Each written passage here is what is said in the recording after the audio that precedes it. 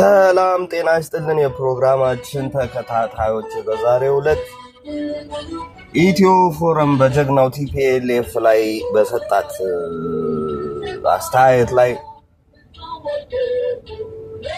የትግራይ መንግስት ወይም ጀግናው ቲፒኤልኤፍ የራሱ ትንጥዬ ሪስፖንስ ቢሰጥባትም አጠር አድርገን እኛም እስኪ እንደው አጠር አድርገን እንኳን ሳይሆን እንዲቴል ምንድነው ለማለት የተፈለገው የሚለውን እያየን መልስ እንሰጥበታለን። አብራችሁን እንድትቆዩ እየጋበዝን ወደ ፕሮግራማችን እንገባለን። ጀግናው ቲፒኤልኤፍ በትንሹም ቢሆን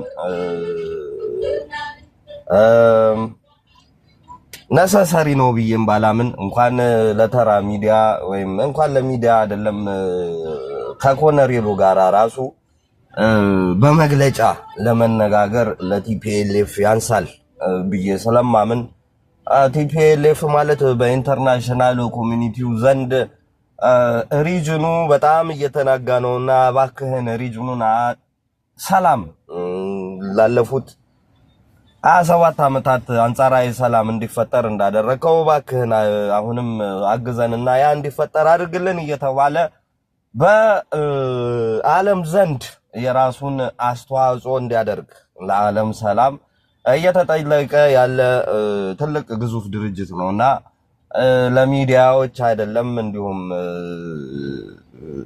ለኮነሬሉ እንኳን ቲፒኤልኤፍ በመግለጫ መነጋገር ካለበት በኢንተርናሽናል ኮሚኒቲው ዘንድ ነው መሆን ያለበት። ለኮነሬል አብይም የሚመጣ መግለጫ ካለ ለኢንተርናሽናል ኮሚኒቲው ነው እኛን ያገናኘን። ስለዚህ ኦፊሻሊ በኢንተርናሽናል ኮሚኒቲው ይሄን ተብሏል፣ ይሄ መስተካከል አለበት ተብሎ አድሬስ መደረግ ያለበት በዛ ሌቭል ነው እንጂ እስካሁን የቀድሞ የሽግግር መንግስት ሲያደርገው እንደነበረ በጀግናው የትግራይ ህዝብና የትግራይ ወጣት የተገኘን መስዋዕትነት የተገኘን ድል አሳልፎ ለተሸናፊ ኃይል ሰጥቶ የተሸነፈ አስመስሎ ስልጣን ላይ ለመቆየት የሚደረገውን አካሄድ ጀግናው የትግራይ መንግስት ከህዝቡ ጋር ሆኖ ቀልብሶ ካወጣ ወዲህ የትግራይ መንግስት ንግግሩ መሆን ያለበት ከኢንተርናሽናል ኮሚኒቲው አደራደራለሁ ካለው ኃይል ጋር መሆን አለበት የሚል እምነት አለኝና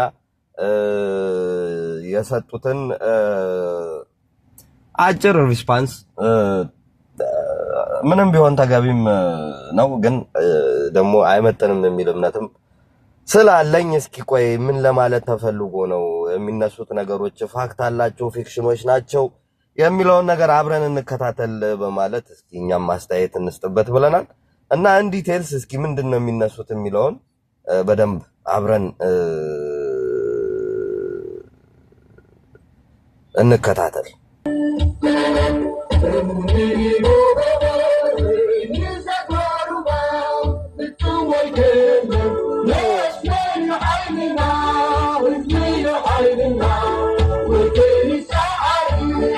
የማንወጣው ዳገት የማንሻገረው ወንዝ ከቶ ምንም የለም። መስመር ነው ኃይላችን፣ ህዝብ ነው ኃይላችን፣ አንዳች አንሸነፍም። ይህንን መዝሙር የዘመሩ አያሌዎች ለቃላቸው ታምነው ኖረዋል። የሚያቅታቸው ዳገት እንደሌለ የማያቋርጡት ወንዝም እንደማይኖር እየተናገሩ ታወቲና ብለው ለዓላማቸው ወድቀው አሸንፈዋል። በመስመራቸው ተማምነው ህዝባቸውን አስተባብረው ደጋግመው ድል አድርገዋል። ጥቂት ሆነው እንደ ብዙ፣ ትንሽ ሆነው እንደ ግዙፍ ታይተውበታል። ጥያቄው ዘንድሮስ የሚለው ነው። በእርግጥም የዚያ መስመር ነው ኃይላችን ትውልድ አባላት፣ እነዚያ ህዝብ ነው ክንዳችን ያሉ ሰዎች ጥርት ያለ ፕሮግራም ቀርጸው ብቁ አመራርም ኖሯቸው ጉዟቸውን በድል ሲያጅቡ ኖረዋል። የአሁኑ ህወሓትስ ይህ መዝሙር የሚገባው ነው ወይ? በእርግጥስ ይህ ዳገት ላይ የቆመ ኃይል የማልወጣው ዳገት የለም ማለት ይቻለዋልን? ይህ መስመር የሌለው ስብስብ መስመር ነው ኃይላችን የሚያስችል ሞራልስ አለው ወይ? የሚሉት መሰረታዊ ጥያቄዎች ናቸው። በህወሓት አመራር ታሪክ ውስጥ በህዝብ ላይ ይህንን እልቂት እንዲመጣ ያደረገ ሊቀመንበርና ጥሩ ነው። መስመር ነው ኃይላችን የሚለው ይሄ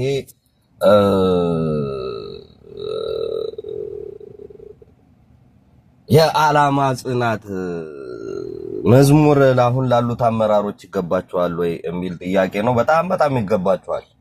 እንደውም ከበፊቱ በጣም በሚገርም መልኩ ለአሁን ላሉት አመራሮች በጣም የሚገባ መስመራቸውን ያልሳቱ ጀግኖች እንደሆኑ ያስመሰከሩበት ላለፉት 27 ዓመታት በድሎት ላይ ስለነበሩ ትግራይን ረስተዋል የሚለውን ተረት በተግባር የደመሰሱ ጀግኖች ናቸው። እንደውም ከበፊቱ የበለጠ አሁን ላሉት አመራሮች ይሄ መዝሙር በጣም የሚገባ ነው። በስልጣን በፒፒ ስልጣን ሳይማልሉ በመሃል ሀገር አላቸው በተባሉ ሀብቶች ሳይታለሉና ሳይደለሉ የትግራይን ህዝብ ለጅብ አሳልፈን አንሰጥም ብለው ወደ አሳደገቻቸው በረሃ ወርደው ህዝባቸውን አስታግለውና ታግለው ከመጣብን አራዊት ነፃ ያወጡን ጀግኖች ዓላማ ጽናት ያላቸው የመስመሪው ኃይልና ተምሳሌት የሆኑ ጀግና አመራሮች ናቸውና እንደውም ከበፊት ከነበረን መስመራችንን በደንብ አድርገው አጥብቀውና ሁሉንም በአንድ መስመር ላይ በአንድ ትሬን ላይ ህዝብንና ህብረተሰብን እንዲሁም ድርጅቶችን አማክለው ትግራይን እናጠፋለን፣ ታሪካቸው አርኪኦሎጂስት እንኳን ቆፍሮ እንዳያገኘው እናደርጋለን ብለው አልሞ የመጡ አራዊቶችን 1 ሚሊዮን ሳይሆን 10 ሚሊዮንን 20 ሚሊዮንም ቢሆን ገብረን እናጠፋለን ብለው ያመጡትን አሳፍረውና አጥፍተው የመለሱ በመስመራቸው ጸንተው ለህዝባቸው መስዋዕትነት ከፍለው በዛ ጨለማ ጊዜ በደማቸው ለህዝባቸው ብርሃን መሆን የቻሉ በመስዋዕትነት ግማሾቻቸው ህዝባቸውን ነፃ ያወጡ ግማሾቻቸው ደግሞ ታግለውና አታግለው የመጡ ወራሪዎችን እግሬ አውጭኝ አስብለው አስፈርጥጠው ጀርጀን ፍለጋ ኬንያ ድረስ በመላክ በድል የተወጡ አንበሶች ናቸውና ከበፊቱ የበለጠ አሁን ላሉት ጀግና አመራሮች የሚገባ የቃል ኪዳን መዝሙር እንደሆነና ይሄንን የቃል ኪዳን ደግሞ ሳይበሉ ጠብቀው ህዝባቸውን አስቀድሞ በዛች መስመር መልክ ወዴትም ሀገር ሳይሸሹ ወዴትም ሀገር ሀብት አላቸው ወደ ተባለበት ሀገር ጭራሽ ልባቸው ሳይዳዳ ወደ አሳደገቻቸው በረሃ ገብተው መስዋዕትነት መክፈል የቻሉ ጀግና አንበሶች በዓለም ላይ ታይቶ የማይታወቅ የትኛውም የዓለም መሪ አድርጎት የማያውቀውን ነገር መስዋዕትነት ዳግም በ17 ዓመት ከፍለው 17 ዓመትና 16 ዓመት ህፃን እያሉ የከፈሉ ጀግኖች እነሆ በመጦሪያ ጊዜያቸው በ80 እና በ70 ዓመታቸው ተራራ ወጥተው ወርደው ተራራዎችን አንቀጥቅጠው በ8 ሀገር ታጅቦ የመጣን አራዊት እግሬ አውጭኝ ብለው አስፈርጥጠው ሊያውም ባሸነፉት ኃይል ሰርተፊኬት የተቀበሉ አንበሶች ናቸውና ከየትኛውም ጊዜ የበለጠ ለዚህ ጀግና አመራር ይሄ መዝሙር የሚገባና የሚመጥን ነው። እንቀጥል። ፖሊት ቢሮ ተመዝግቦ ያውቃል።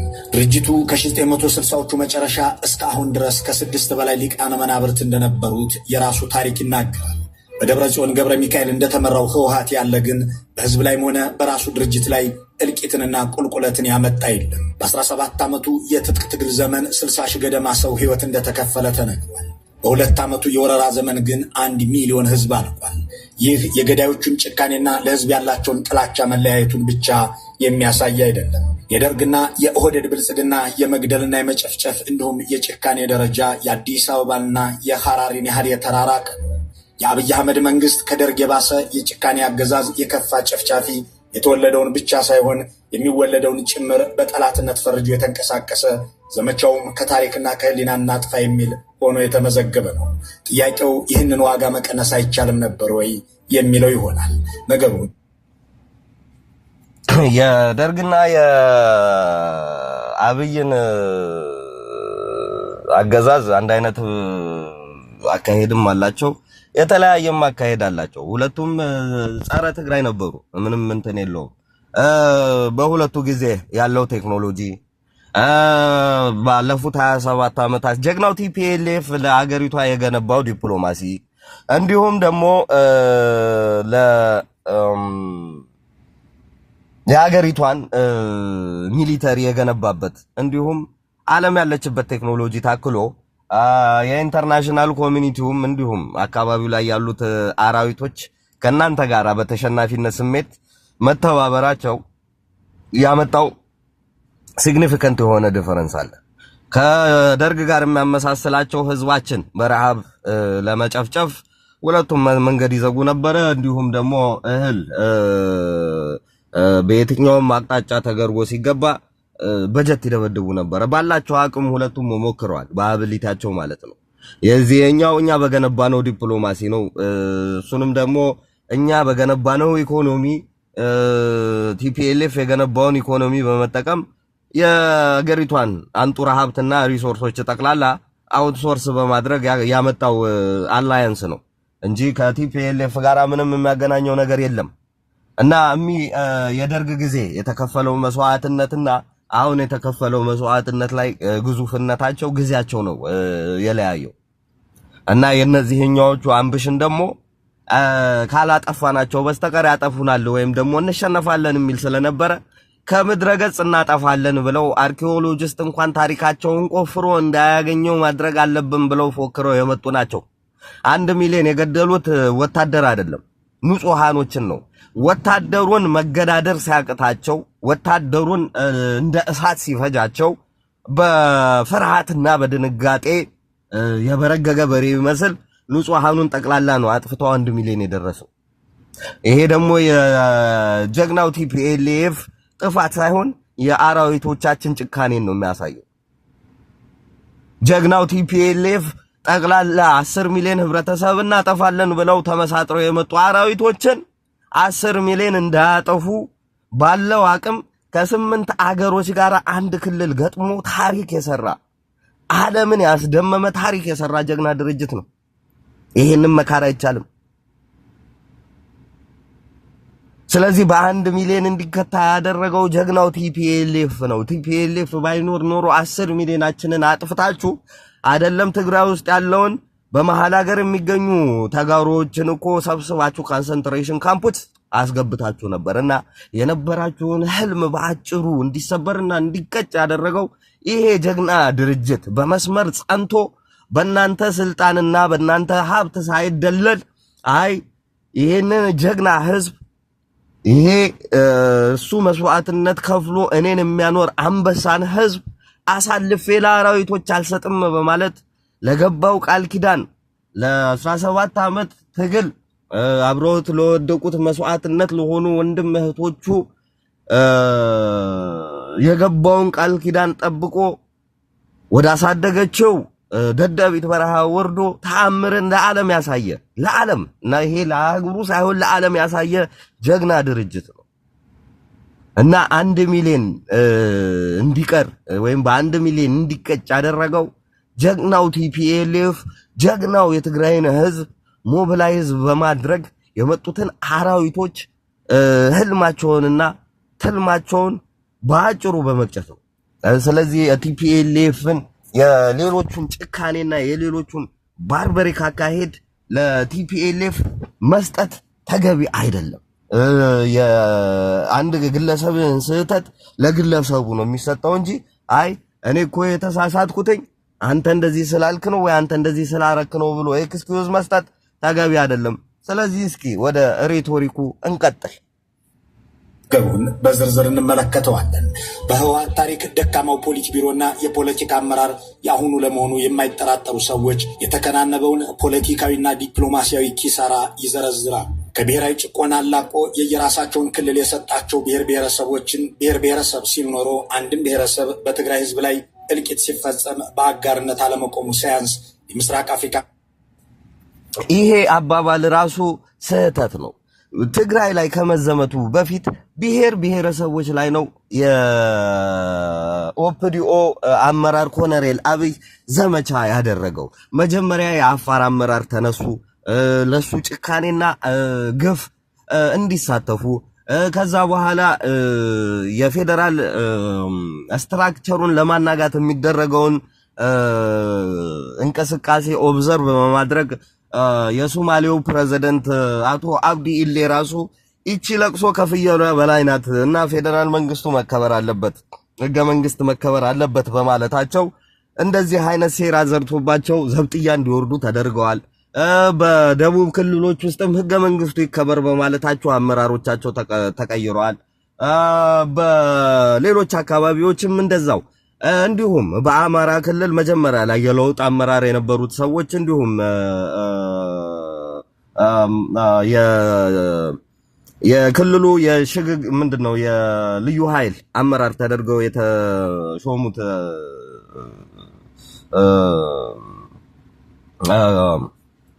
ስማቸው ጠፋኝ።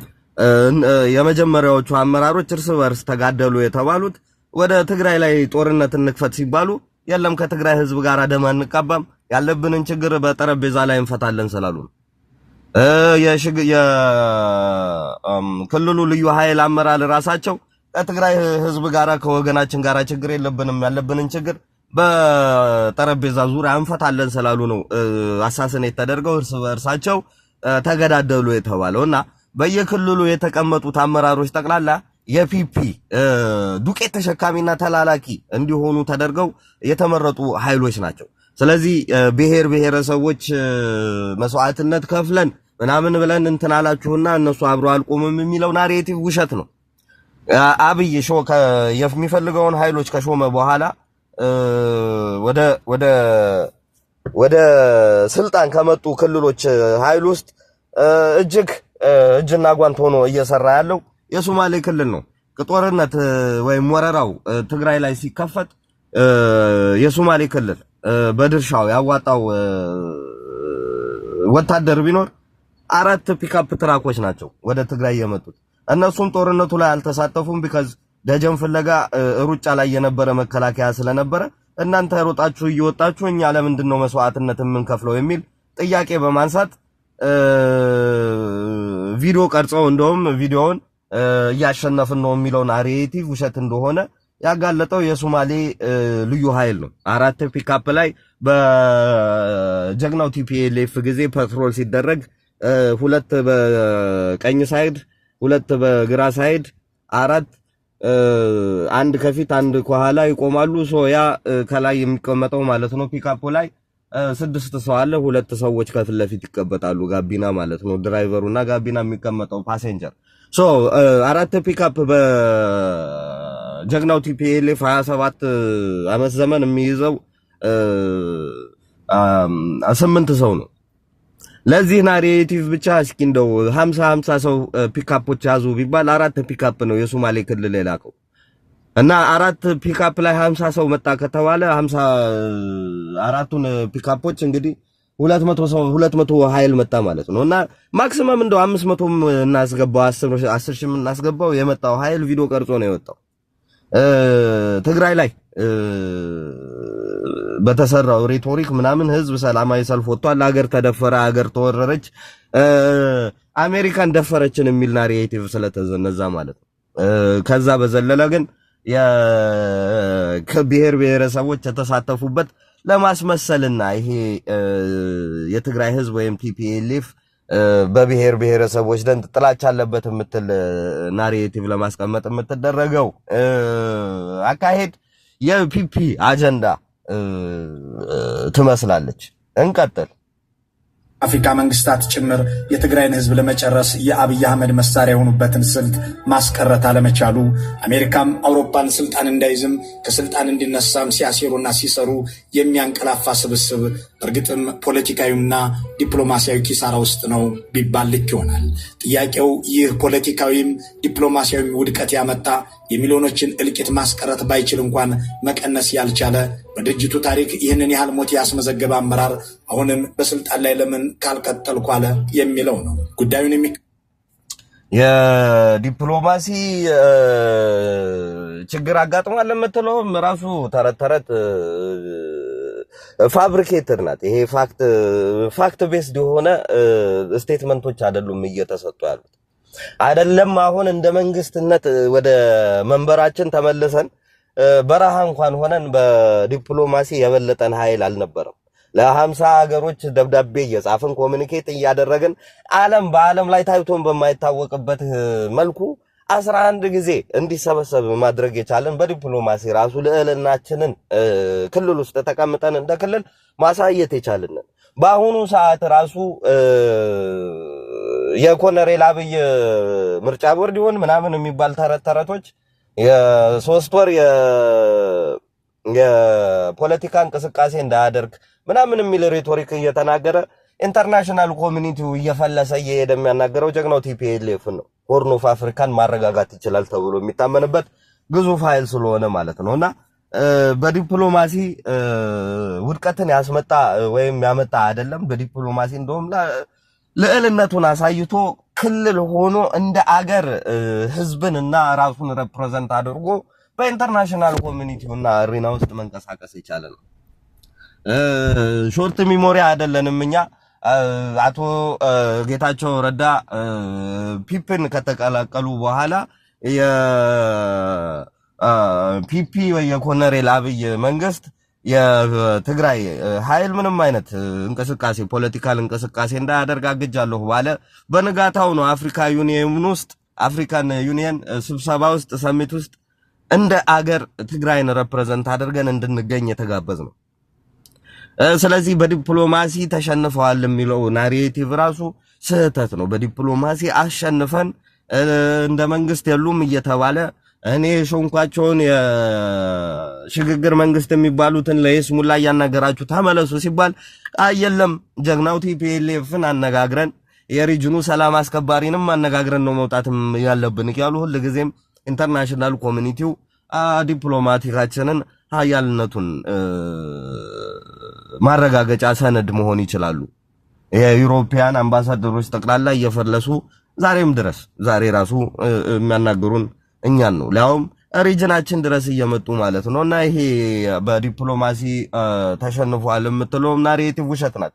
ፎልስ ፕሮፓጋንዳ ይቺ የፒፒ ናሬቲቭን እንደ እውነት አድርጎ አማሽቶ ማቅረቡ እውነትን አያመጣምና እንቀጥል።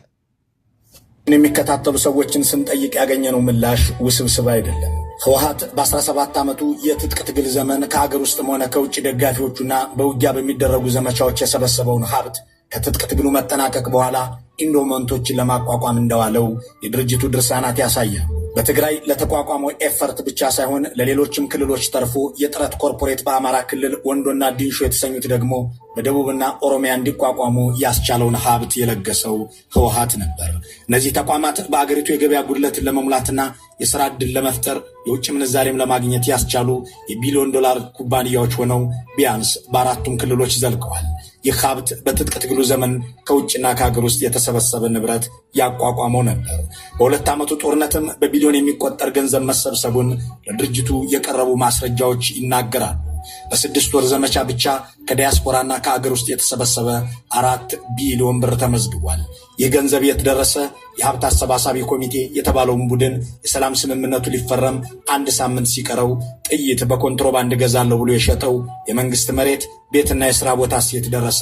ደግሞስ ህወሓት ስለ ወርቅ ዝርፊያ ሲቆረቆርም ሲቆጣም የማይታየው ለምንድን ነው? በዚህ ዝግጅት እንጠይቃለን። እዚህ ጋር ባሳለፍነው ነሐሴ ተካሄደ። አይ ጥሩ ነው። በ17 ዓመቱ ትግል ጊዜ ያቋቋምናቸው ካምፓኒዎች ምናምን ከጦርነት በኋላ አሉ ነበሩ፣ ወደፊትም ይኖራሉ። አሁን ግን ጦርነት መሃል ነው ያለነው። ጦርነት አላቆምንም። ካምፓኒ የምናቋቁምበት ላግጀሪ ውስጥ የለንም። ህዝባችን በበረሃ የተሰደደ አለ።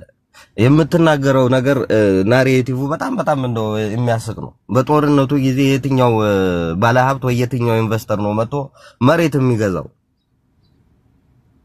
አብይ ደመሰሳለሁ ደፈጥጣለሁ እያለ ጨፈልቃለሁ ባለበት ሰዓት ከቲፒኤልኤፍ ወይም እንግዲህ አልቋል ዱቄት ሆኗል ተበትኗል ከተባለ መንግስት የመንግስት ቢሮ ነው ያልከው የመንግስት ምናምንና ቤቶች የሚገዛ ማን አለ? የማይመስል ፕሮፓጋንዳ ጥሩ አይደለም። የተሰበሰበ ብር የት ገባ የሚለው ደግሞ ስቲል መከታ ላይ ነው ያለነው። ስቲል ጦርነት ውስጥ ነው ያለነው። በጦርነት እየታመሰች ባለችው በሱዳን ውስጥ ያሉ ወገኖቻችን አሉ። እነሱ መረዳት አለባቸው። አገር ውስጥ ራሱ የሚረዱ ብዙ ወገኖቻችን አሉ። ሶዋንን ሶፎርዝ ማለት ነውና በአሁኑ ሰዓት ብር የት ገባ ብር የት ሄደ ብለን የምንጠያየቅበት ጊዜና ሰዓት ላይ አይደለንም። ብሩን በደንብ የምንተማመንበት መንግስት ስለሆነ መዋል ወዳለበት ቦታ በደንብ ተሰንዶ እየዋለ እንደሆነ ምንም ጥርጥር የለንም። የሚረዱ ወገኖቻችን በውስጥም በውጭም የመጣው አራዊት 10 ሚሊዮን ህዝብ ከምድረ ገጽ እናጠፋለን ብሎ ስለነበረ ብዙ ንብረት ተዘርፎ ብዙ ሀብት ተዘርፎ የነበረንን እህል ምን ተቃጥሎና አንጡራ ሀብታችንን ጠቅላላ አውድመው ስለሄዱ ጠቅላላ ህዝባችን ድጋፍ የሚያስፈልግበት ሰዓት ስለሆነ ህዝባችን የሚደገፍበት ሰዓት ነው እንጂ ሰላም ሀገር እንዳለ ወይም ደግሞ ወደ መንግስት ደና መንግስት እንዳለ ኢንቨስት እናደርግ ተብሎ ላግጀሪ ያለበት ሰዓት የለም። ኢትዮጵያ ውስጥ ኢንቨስት ያደረጉት ላለፉት 27 ዓመታት በጀግናው ቲፒኤልኤፍ ዲፕሎማሲና ጥረት መሰረት ከዓለማት ፈልሰው የመጡ ኢንቨስተሮች ራሱ ሀገሪቷን ለቀው እግሬ አውጭኝ እያሉ ፈርጥጠው እየወጡ ነው። እና ይሄ ቲፒኤልኤፍን ለማስጠላት ጊዜውን ያልማከለና አንሪሊስቲክ የሆኑ ተረቶችን በማቅረብ ህዝብ ውስጥ ክፍፍል ለመፍጠር የምትደረግ ጨዋታ ናት እንጂ ጦርነት ውስጥ እንዳልሆነንና ጦርነት እንዳለቀ ሰላም እንዳለን ይሄ ብሬት ሄደ ይሄ ብሬት ገባ ምናምን የምንልበት ላግጀሪ ውስጥ የለንም። ህዝባችን ምን በልቶ ይደር የሚለውን ነገር በባሌም በቦሌም ለማሳካት ይሄ ጨካኝ 10 ሚሊዮን ህዝብ እናጠፋለን ተብሎ የመጣ አራዊት በሁሉም አቅጣጫ ዘግቶብን ህዝባችን ሳይለንት በሆነ ጀነሳይድ ሊገለው እየሞከረ ስለሆነ ይሄ ጀግና ህዝባችን ደግሞ ሰርቫይቭ እንዲያደርግ በፊትም የዛሬ 30 ዓመት ከደርግ ጋርም ሲሚላሪቲ የሚያደርገው ይሄን ነው። ደርግም ጋር እየተዋጋን ህዝባችንን ከነበረበት የዘር ማጥፋት ሲስተማቲክ የሆነ ጀነሳይድ ለመታደግ በሰበሰብነውም ብር ይሁን ምንም ባመጣናቸው ብሮች እህል እያስገባን ህዝባችንን ስንታደግ ነበርና አሁንም ያንን እየሰራን እንገኛለን። የመጣብን ይሄ አራዊታዊ የሆነ ባርበሪክ የሆነ ጠላትን ካስታገስን በኋላ የት ገባ የት ወጣ የሚለውን ነገር እንደ ድርጅት ኢቫሉዌት የምናደርገው ነው እንጂ አንድ ተራ ሚዲያ ተነስቶ ይሄ ብሬት ሄደ ይሄ ብር ወጣ ምናምን ተብሎ የሚጠየቅበት ሰዓትም አይደለም። የነጌታቸው ረዳ የፒፒ ክንፍም ራሱ በጣም የተቸገረው ተረት እሱ ነበር። ትልቅዬ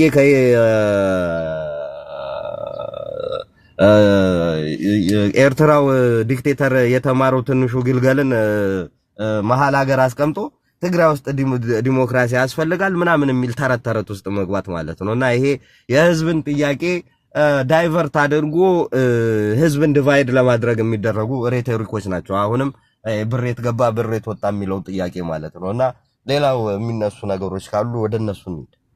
ተካሄደ በተባለው ጉባኤ ላይ ጠቅላይ ሚኒስትሩ በህወሓት ላይ የተጫወቱትን ጢባጢቤ ለመጀመሪያ ጊዜ ተሰሙታላችሁ። ደብረጽዮንና ጌታቸውን ያለያዩበትን አስገራሚ ትዕይንትም እንነግራችኋለን። ይህ ወደ ኃላፊነት ከመጣበት ከ2010 ህዳር ጀምሮ አንዳችም ስኬት የሌለውና የትግራይ ህዝብን ጠላቶች መመከት ያልቻለው የአመራር ብቃት እንደሌለውም አምኖ ስትራቴጂካሊ ማሰብ አልችልም የሚል የትግራይን ፖለቲካዊ አንድነት የከፋፈለ አሁንም በአብይ አህመድ ምርጫ ቦርድ ሊሰረዝ ከአንድ ወር ያነሰ ጊዜ የቀረው ህወሓትና የፖለቲካ ቢሮ በትግራይም ሆነ በድርጅቱ አባላት ተስፋ የሚጣልበት ነው ወይ? ስትራቴጂክ አመራር የለኝም እያለ ይሄው አመራር በስልጣን ላይ እንዲቆይ ሲደረግ የአዲስ አበባ አገዛዝ ለሚወደው ጦርነት በር መክፈት አይሆንም ወይ?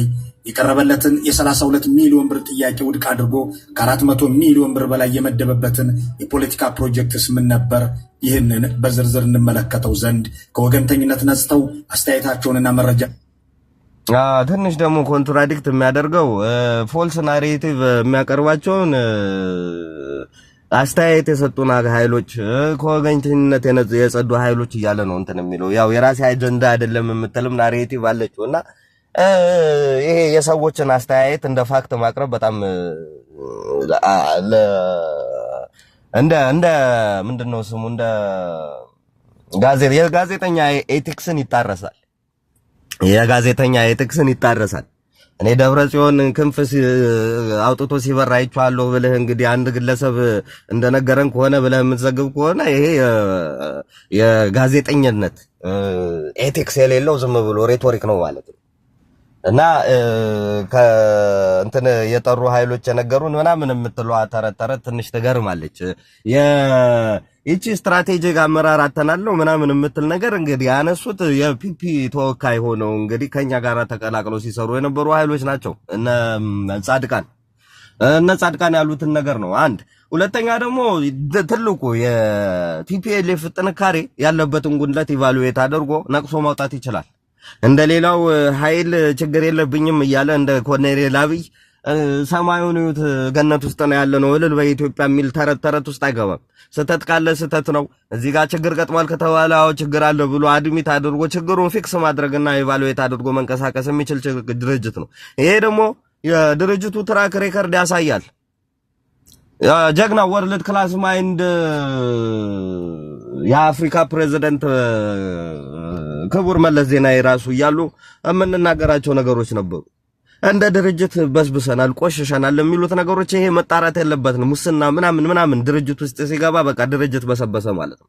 ኦፕዲዮም ይሁን ብአዴን ኢህአዴግን በህዝብ ውስጥ ለማስጠላት የሚያደርጉት የነበሩት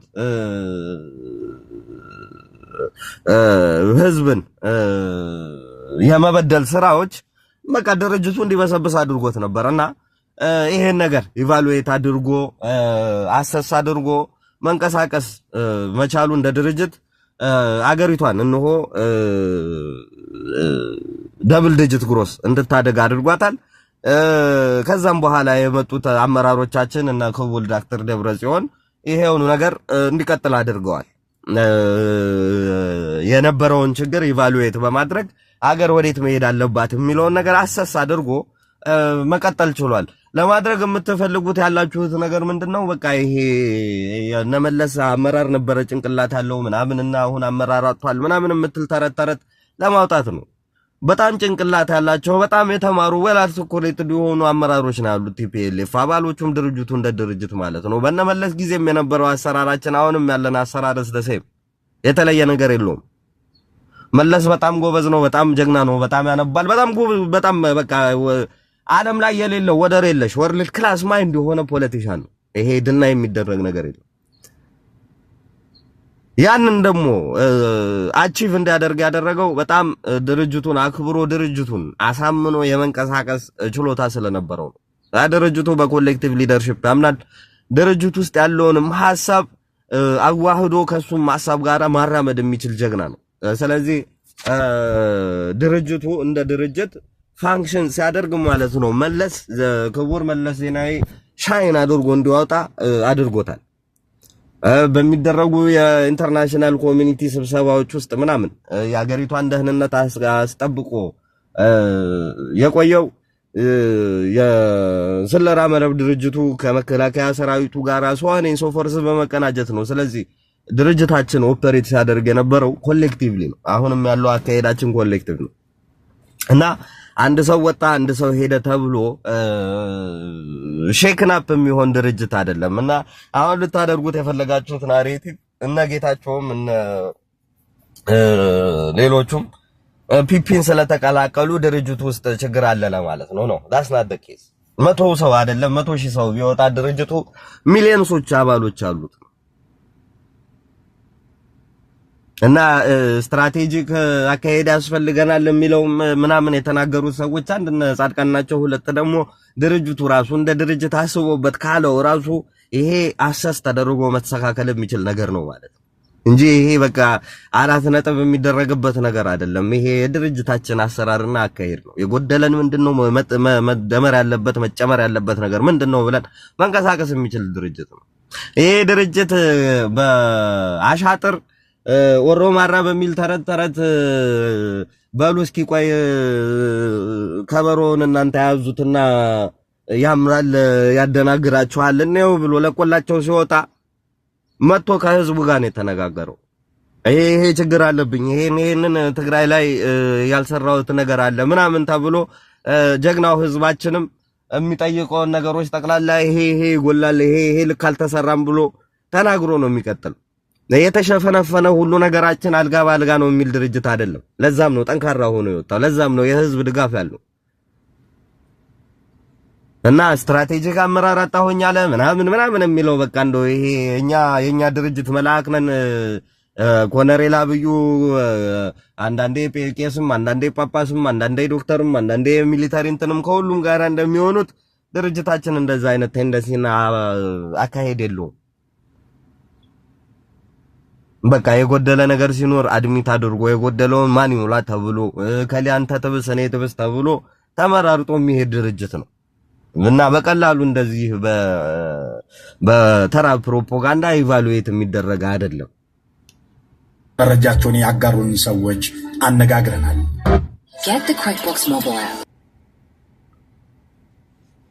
ከዚህ በኋላ ያው የሚነሳው 27 ዓመት የነበረው አካሄድ ለምን ከስልጣን ለቀቁ ምናምን የሚል ተረተሮቶች ናቸው። ከስልጣን የለቀቁት ባንኩንም አስረክቧቸው የሄዱት እንግዲህ እያስወጧቸው ሰላማዊ ሰልፍ ነው እያሉ ቤት እንዲያቃጥሉ ንብረት እንዲያቃጥሉ ሲያደርጓቸው የነበሩት ኦሮማራ በሚል ጥምረት ስልጣን ለመያዝ እንደሆነ ስለተደረሰበት ንጹሃኖችን ለስልጣን ብለን ከድለን ከህብረተሰብ ጋር እንቀያየምን በሚል ካልኩሌት ተደርጎ ነው ወደ ቦታችን የተመለስነው። ህብረተሰቡ ማን 27 ዓመት ሲያንገላታው ማን 27 ዓመት ሲገለውና ሲጨፈጭፈው እንደነበረ በስነ ስርዓት መታየት ነበረበት። ኢንተርናሽናል ኮሚኒቲውን ከነዚህ ኃይሎች ጋር ሲሰራ ነበር። ላለፉት 27 ዓመታት ጀግናው ቲፒኤልኤፍ አገሪቷ ውስጥ ያሉት አንጡራ ሀብቶች ጠቅላላ የኢትዮጵያ ወይም የአገሪቷ እንዲሆኑ አድርጎ ነው የቆየው። ፎር ኤግዛምፕል ባንኪንግ ሲስተም ኢንተርናሽናል ኮሚኒቲ ይሳተፍ ሲባል፣ መሬት ለኢንተርናሽናል ኮሚኒቲ ይሰጥ ሲባል፣ እንዲሁም ደግሞ የሀገሪቷ ሪሶርሶች ለኢንተርናሽናል ኮሚኒቲ ይሰጥ ሲባል ለቅቡልነት እሱን ማድረግ ይቻል ነበር። አሁን ኮነሬሉ እያደረገው እንዳለ ማለት ነው። ከኮነሬሉ ጋር የነበራቸውን እንዲል ነው አሁን እያደረጉ ያሉት። አባይ መለስ ዜናዊ ግድብን ወይም ደግሞ አባይ ግድብን ለግብጽ አሳልፋችሁ ስጡ ወይም ደግሞ ፕሮጀክቱን ቀንሱት የሚል ጥያቄ ነበራቸው። ይሄንን አንቀበልም ብሎ ነው ጀግናው ቲፒኤልኤፍ የሰራው። የአባይ ግድብ እንዳይገደብ ዓለም ሲያውጅ የነበረበት ጊዜ ነበረ። በጥበብና በጭንቅላት ነው ጀግናው ቲፒኤልኤፍ መለስ ዜናዊ ግድብን እንዲገነባ ያደረገው ወይም ቲፒኤልኤፍ ግድብን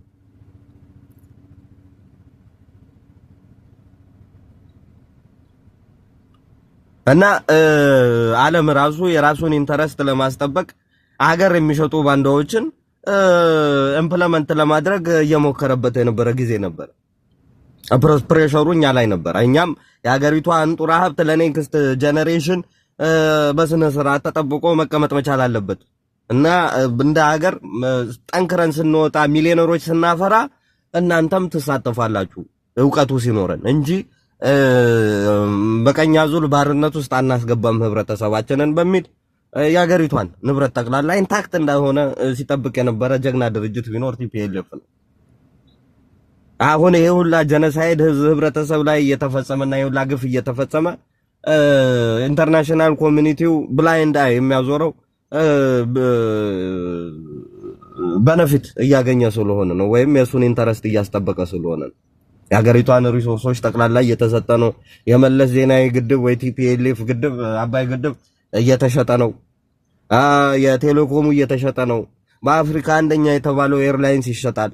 ሶን ኤንድ ሶ ፎርስ።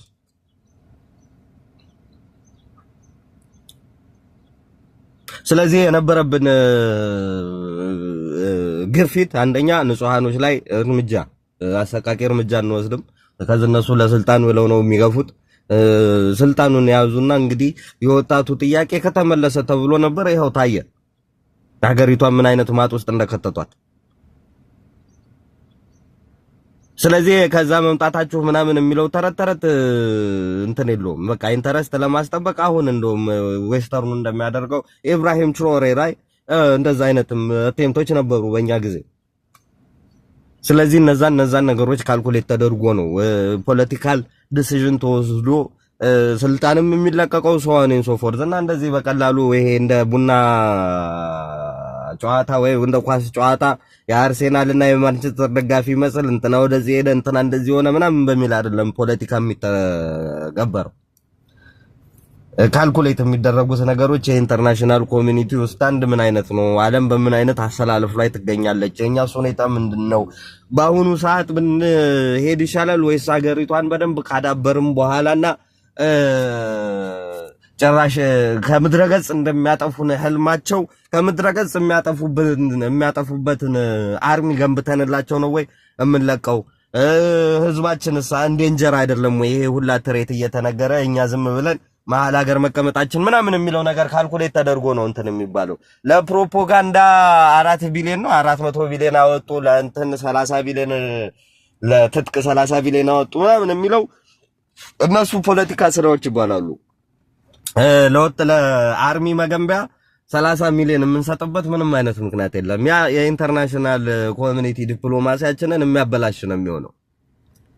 ለጦርነት እየተዘጋጀን ነው የሚለውን ነገር ማወጅ አንፈልግም። እኛ ጦርነት እንደ የተከበብን እንደሆነ ለኢንተርናሽናል ኮሚኒቲው አሳውቀናል። ግን በዛን የሚያህል አርሚ ለምን አልገነባችሁም? ይሄ ደግሞ ስህተት ነው የምትለው ነገር ፖለቲካን አለማወቅ ነው። በቃ ኢንተርናሽናል ኮሚኒቲው ጀስቲፋይ የሚያደርግበት ሚንስ እንሰጠው ነበረ። አንድ ክልል እንደ ክልል የክልል ኃይል እንዲኖረው ነው የሚጠበቀው።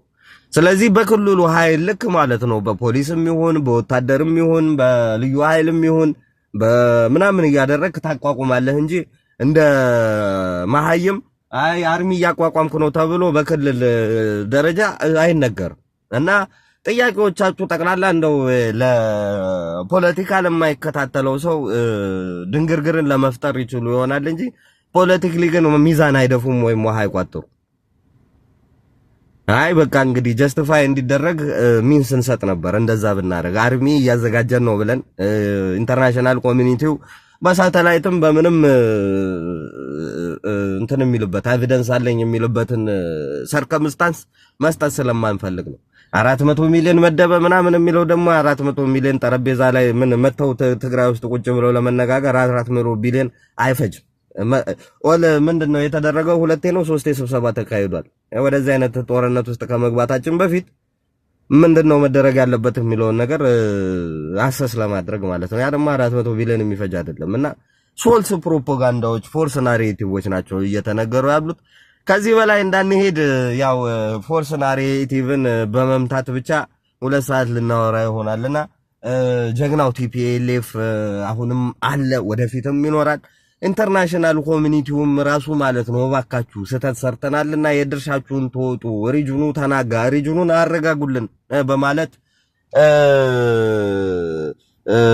ደጅ እየጠና ይገኛልና ጀግናው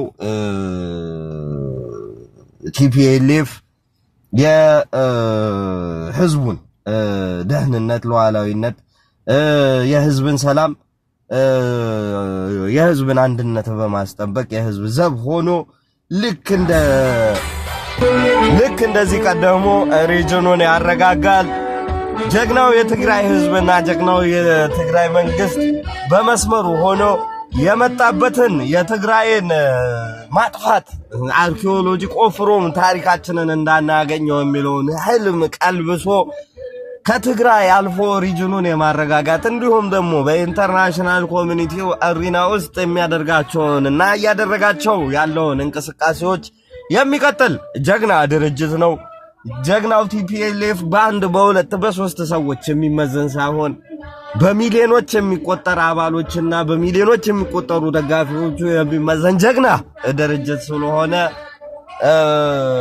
በመስመሩ ሆኖ የመጡትን 8 ሀገሮች መክቶ ህዝቡን ከነበረበት ጨለማ ወደ ብርሃን ጭላንጭል አምጥቷል። አሁንም ደግሞ ከህዝቡ ጋር ሆኖ ወደ ታላቅ ብርሃን ወደ ነበረበት ትልቅ ኮከብ ተመልሶ ሪጅኑን እንዲሁም ደግሞ ቀጠናውን እንዲሁም ኢንተርናሽናል ኮሚኒቲ ውስጥ የራሱን አስተዋጽኦ ማድረግ ይቀጥላል። ለዚህም ደግሞ ትልቅ ቴስትመንቶቻችን በአፍሪካን ዩኒየን ውስጥ በዩኤን ውስጥ እንዲሁም ደግሞ ዩኒየን በኢንተርናሽናል ኮሚኒቲ ውስጥ የሚሳተፉ ጀግና አባሎቻችን ናቸው። ብዙ እልፍ አላፍ የሆኑ ወርልድ ክላስ ማይንድ የሆነን መሪዎችን አመራሮችን ማፍለቅ የሚችል ጀግና ድርጅት ቲፒኤልኤፍ ነው እና ቲፒኤልኤፍ እየጠነከረ በመተካካት ወጣቶችንም በማሳተፍና በግሩም በማድረግ ለአመራር እያበቃ ወደፊት የሚቀጥል ትልቅ ድርጅት ነው እና እንደዚህ በሚዲያ ጋጋታ በሁከት በተራ ተረት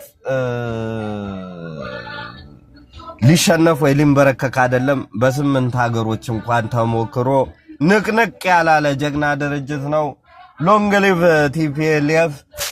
ጀግናው የትግራይ መንግስት፣ ጀግናው የትግራይ ህዝብ ያለውን ችግር ቀርፎ የሪጅኑንም እንዲሁም የዓለምን ችግር ከዚህ ቀደም ለመቅረፍ እንዳደረገው አስተዋጽኦ ማድረጉን ይቀጥላል ለማለት ነው። እና ከመስመራችን የወጡ ሰዎች እንደዚህ እንደነ ሽግግር መንግስት ውስጥ እንደነበሩት